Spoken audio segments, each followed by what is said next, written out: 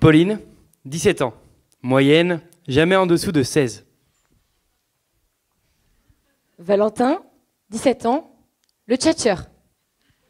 Nous sommes dans la même classe depuis la 6e.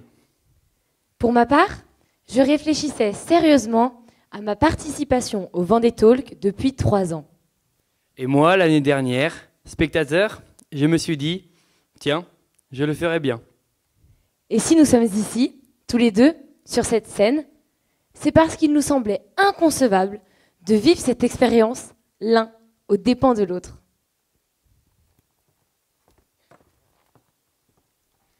Qui suis-je vraiment? Je suis un élève de terminale ES, comme beaucoup, c'est vrai. Ça fait maintenant 6 ans que je suis à Saint-Gab et j'entame ma 7e année. Je n'ai jamais été vu comme un élève exemplaire. Malgré des notes satisfaisantes, je suis par nature très bavard et je me distrais facilement. D'ailleurs, durant mes 4 années de collège, j'ai collectionné de nombreux mots qui ont inquiété mes parents, j'en ai conscience. L'école, pour moi, n'était pas un lieu de dépassement, mais plus un lieu de rencontre, de socialisation. Et les bonnes notes que j'ai eues ne sont pas liées à l'idée de me surpasser, mais davantage à l'idée de satisfaire ma famille. Rendre fière ma famille me faisait plaisir. Avoir de bonnes notes aussi. Mais le défi dont j'avais besoin, je l'ai trouvé ailleurs. Au moment où mes amis se sont dirigés vers une passion, je ne pouvais pas faire ce choix. Et j'avais conscience que je pouvais mener de front plusieurs centres d'intérêt. Je suis donc passé par plein de sports, comme d'autres, avant de devenir basketteur. Mais ce n'est pas ça qui me singularise par-dessus tout.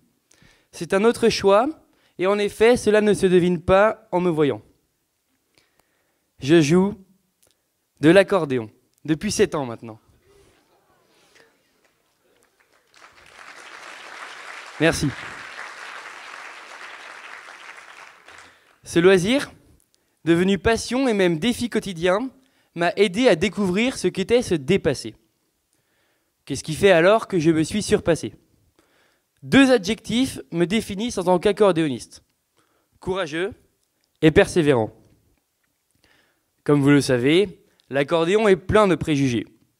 D'ailleurs, quand vous avez appris que je jouais de cet instrument, vous vous êtes sûrement dit « Tiens, le nouveau Verschuren !» Ou encore « Il a forcément des posters d'Yvette Horner dans sa chambre. » Eh bien non, je n'écoute ni Verschuren, ni Horner. Et ça fait 7 ans que j'essaie de modifier ces représentations vieillottes et toutes faites. L'accordéon n'est pas un instrument pour les personnes âgées, mais il se pratique de 7 à 77 ans. Et si vous ne me croyez pas, venez dans mon école de musique, vous verrez par vous-même. D'ailleurs, s'il est pratiqué aujourd'hui dans l'école de musique de Saint-Malo-du-Bois, et je n'en suis pas peu fier, c'est parce qu'il y a 7 ans, à l'Assemblée générale de l'association musicale, la présidente est venue me voir en me disant « Et toi, quel instrument voudrais-tu faire ?» Je lui ai répondu tout simplement, comme un garçon de 10 ans, « De l'accordéon, mais il n'y a pas de prof chez toi. » 2 mois plus tard, un prof d'accordéon était engagé. Mon défi ne se résume pas qu'à ça. Après avoir commencé l'accordéon à 10 ans, je ne devais pas m'arrêter ici. Arrive alors la période de l'adolescence. Quand on vous juge pour ce que vous faites et pas pour ce que vous êtes. Jouer devant les autres était alors quasiment impossible. En parler encore moins. Et c'est à ce moment que je dois te remercier, papy. Sans toi, je n'aurais sans doute pas continué l'accordéon. Car jouer un morceau à chaque repas de famille était devenu un rite obligatoire. Et voir la fierté dans tes yeux était sans doute la plus belle récompense que je pouvais recevoir. Car tu ne m'as pas poussé seulement à jouer. Tu m'as poussé à bien jouer et à m'affirmer moi et mon instrument. Mon prof d'accordéon est aussi un exemple pour moi. Il a arrêté l'accordéon à l'adolescence et regrette ses années perdues. Je ne pouvais pas me permettre de faire la même erreur. Tous ces efforts ont donc payé. L'accordéon n'est plus un simple défi, mais une vraie source d'épanouissement. Sans les valeurs familiales que l'on m'a inculquées, qui sont la patience et surtout l'obstination, je n'aurais sans doute pas trouvé la force de me dépasser. Et depuis plus d'1 an maintenant, je joue dans un groupe de rock en tant qu'accordéoniste où j'assure plusieurs concerts et je m'assume complètement.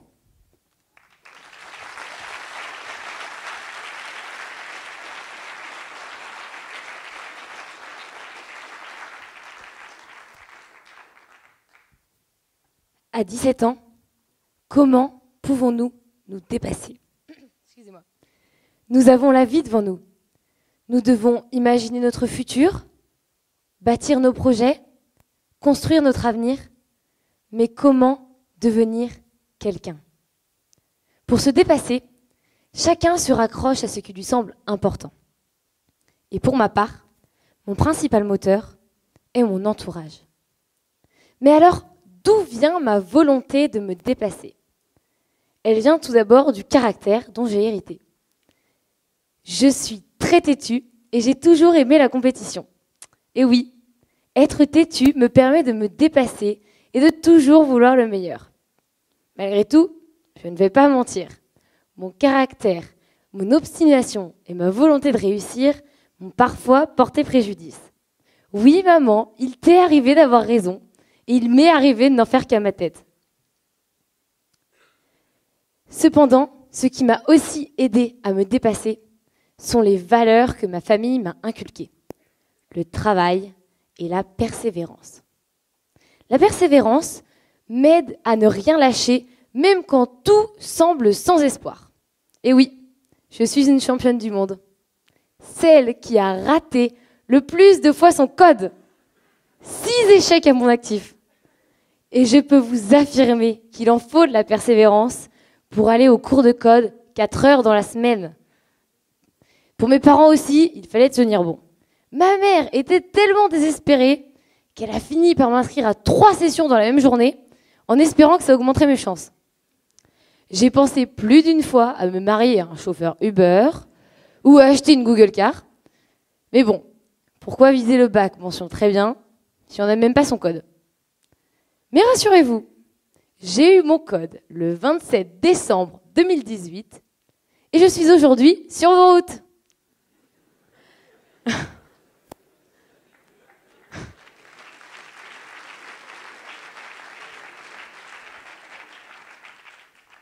Et le travail, lui, il me rappelle que rien n'arrive jamais sans effort. Cependant, il est difficile de réussir seul. Comment ne pas abandonner lorsque la difficulté devient trop grande ou lorsque le travail ne porte plus ses fruits?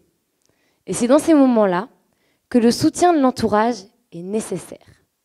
Et pour moi aussi, mon modèle, c'est mon grand-père.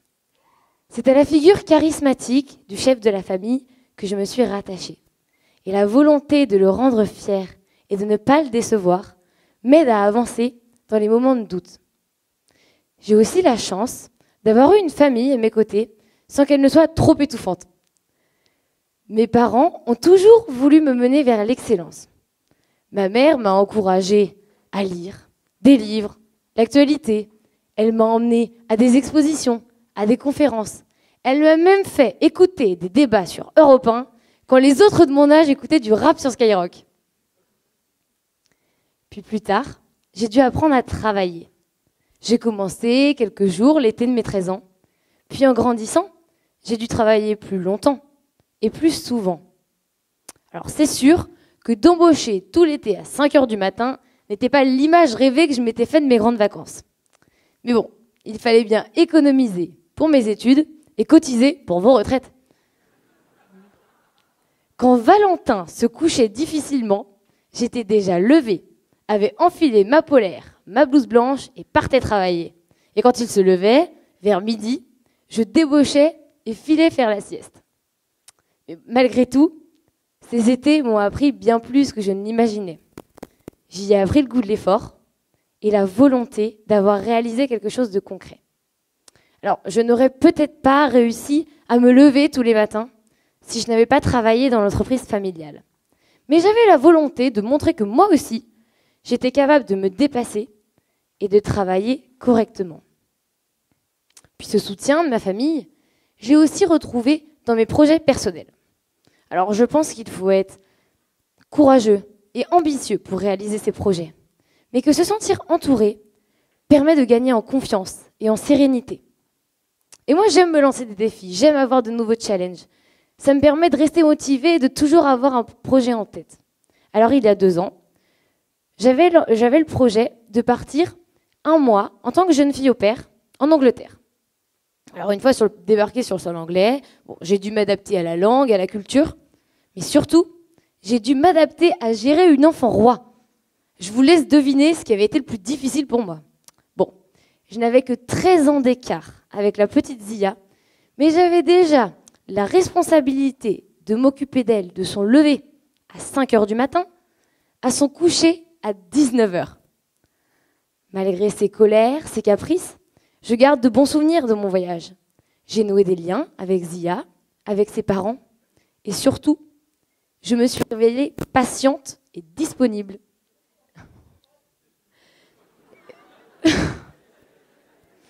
Et oui, pour quelqu'un de plutôt très impatiente, j'avais réussi à me dépasser.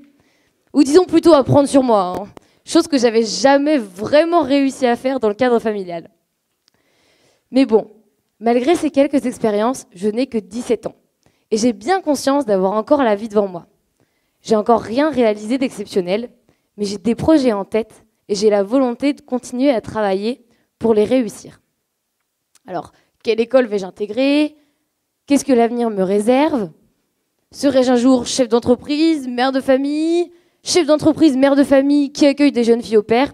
Bon, je l'ignore. Mais en tout cas, je sais que des projets m'animent et que j'ai la volonté de continuer à me dépasser. Mais avant tout, il me faudrait une chose, mon permis.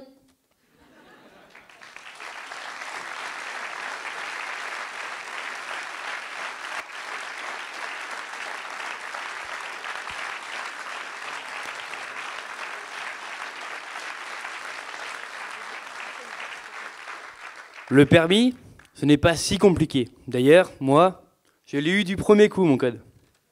Par contre, pour le bac, je ne suis pas sûr de la mention très bien. Ce qui est sûr, c'est que ce grand saut, nous le réaliserons tous les deux dans 6 mois.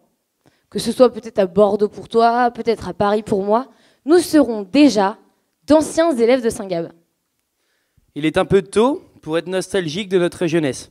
Et en réalité, j'ai très envie de nouvelles expériences. Une fois de plus, ce qui est sûr, c'est que nous continuerons à nous dépasser, parce que nous avons la volonté de réaliser de nouveaux défis. Ce grand saut, qui pourrait paraître effrayant, nous serons prêts à le faire, parce que nous sommes forts des défis que nous avons déjà réalisés. Et ce soir, pour nous, c'était déjà un vrai défi. Merci.